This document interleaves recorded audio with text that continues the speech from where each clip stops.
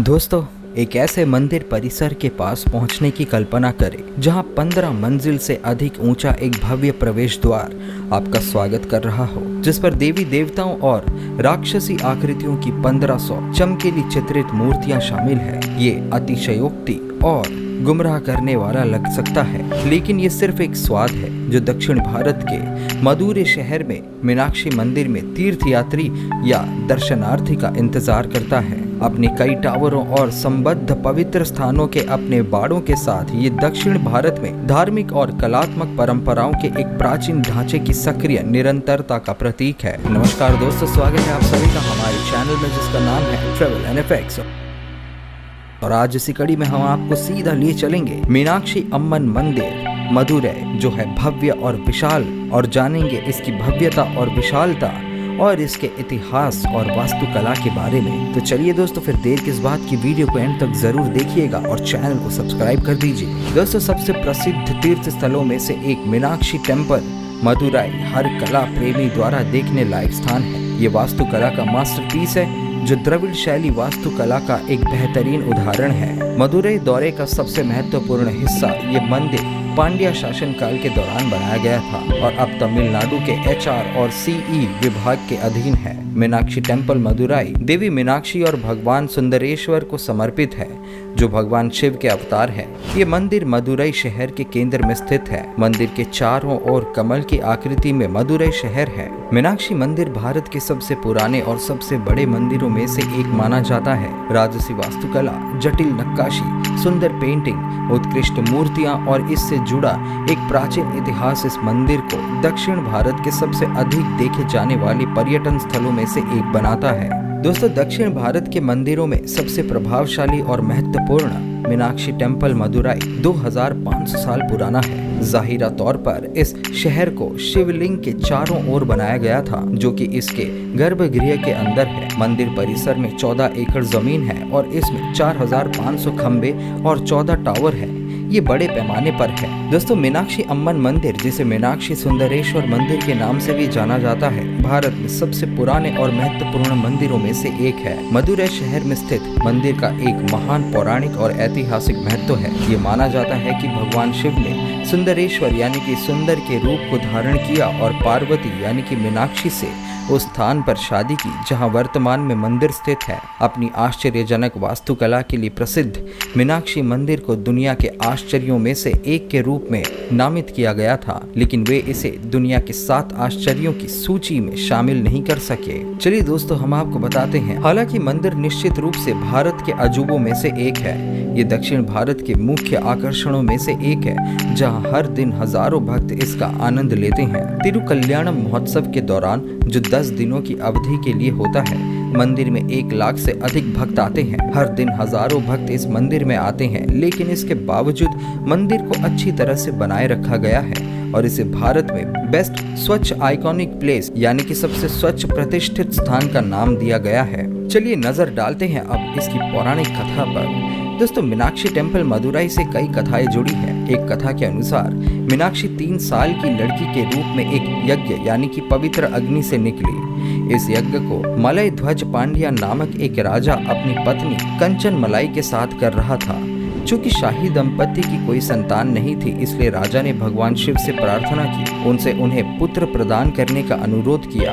लेकिन उनके गड़बड़ के कारण एक 3 स्तन वाली लड़की उस पवित्र आग से उभरी। जब मलय ध्वज और उनकी पत्नी ने लड़की की असामान्य स्थिति पर अपनी चिंता व्यक्त की, तो एक दिव्य आवाज ने उन्हें लड़की की शारीरिक स्थिति पर ध्यान न देने का आदेश दिया। उन्हें ये भी बताया गया कि लड़की का तीसरा स्तन उसके भावी पति से मिलते ही गायब हो जाएगा। राहत की सांस लेकर राजा ने उसका नाम मीनाक्षी रखा और कुछ ही समय में उसे अपना उत्तराधिकारी घोषित कर दिया। मीनाक्षी ने प्राचीन शहर मदुरै पर शासन किया और पड़ोसी राज्यों पर भी कब्जा कर लिया। दंत कथा है कि उसने इंद्रलोक पर भी कब्जा कर लिया था, जो भगवान इंद्र का निवास था, और अब वो भगवान शिव के निवास स्थान कैलाश पर भी कब्जा करने के लिए निकली थी। जब शिव उसके सामने आए तो मीनाक्षी का तीसरा स्तन गायब हो गया और वो जान गई कि उसे उसका पति मिल चुका है। शिवा और मीनाक्षी मदुरै लौट आए, जहां उनकी शादी हुई। दोस्तों, ऐसा कहा जाता है कि इस शादी में सभी देवी देवताओं ने भाग लिया था। क्योंकि पार्वती ने स्वयं मीनाक्षी का रूप धारण किया था, इसलिए भगवान विष्णु,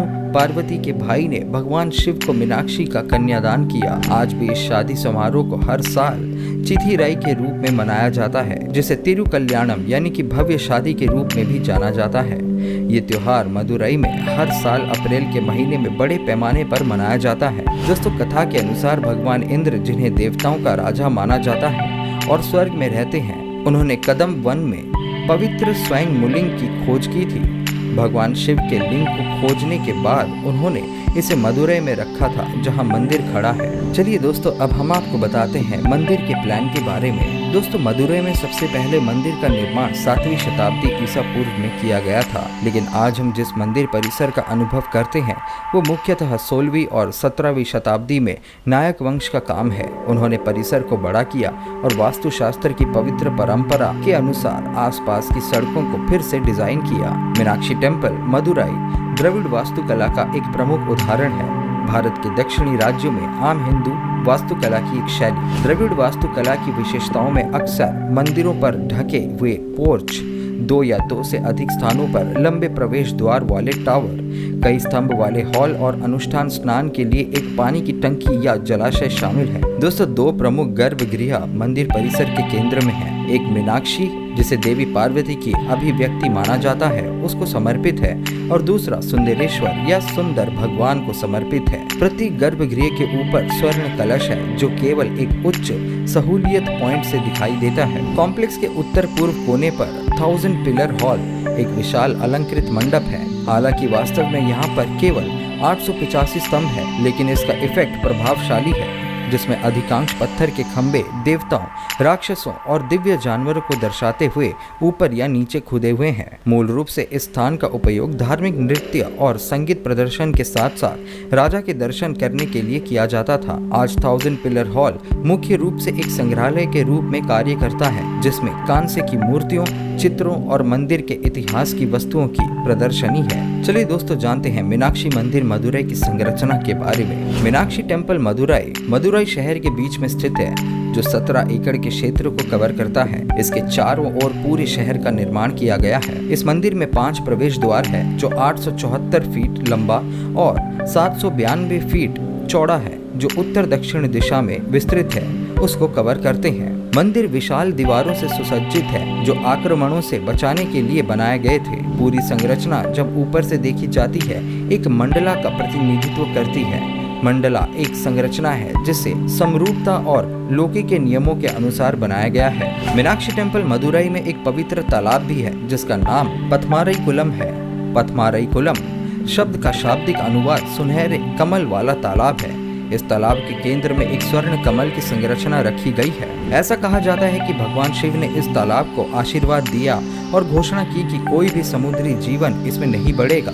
गोपुरम। दोस्तों, अब हम परिसर की सबसे अधिक ध्यान देने योग्य विशेषता पर लौटते हैं। बड़े पैमाने पर टावर्स या गोपुर, जो वास्तव में प्रवेश द्वार है, जो कि काले आयतों के रूप में ऊपर के प्लान में चिन्हित है। यहाँ लगभग 14 गोपुर है, जो मोटे तौर पर प्रधान दिशा में उन्मुख है और मीनाक्षी या सुंदरेश्वर के मंदिर या पूरे परिसर को आक्रमण से रक्षा करते हैं। आमतौर पर बाहर की दीवारों की ऊंचाई बढ़ती जाती है, क्योंकि बाहरी भागों को लगातार शासकों के उत्तराधिकार द्वारा जोड़ा गया था, जिन्होंने अपनी शक्ति और भक्ति के संकेत के रूप में विशाल टावरों को बनाया। दोस्तों, अब हम आपको बता दें कि इस मंदिर तक यात्रा करने का सबसे अच्छा समय कौन सा है। यद्यपि मंदिर में दिव्य आशीर्वाद लेने के लिए दिव्य यात्रा करना हमेशा ही आदर्श समय होता है, लेकिन उत्सव के दौरान एक अलग समृद्ध अनुभव होता है। मीनाक्षी मंदिर प्रतिदिन सुबह 10 बजे से खुला रहता है, सिवाय इसके कि जब ये दोपहर 12:30 बजे से शाम 4 बजे के बीच बंद हो जाता है। ऐसा इसलिए है क्योंकि हिंदू धर्म ग्रंथों में कहा गया है कि भगवान शिव का निवास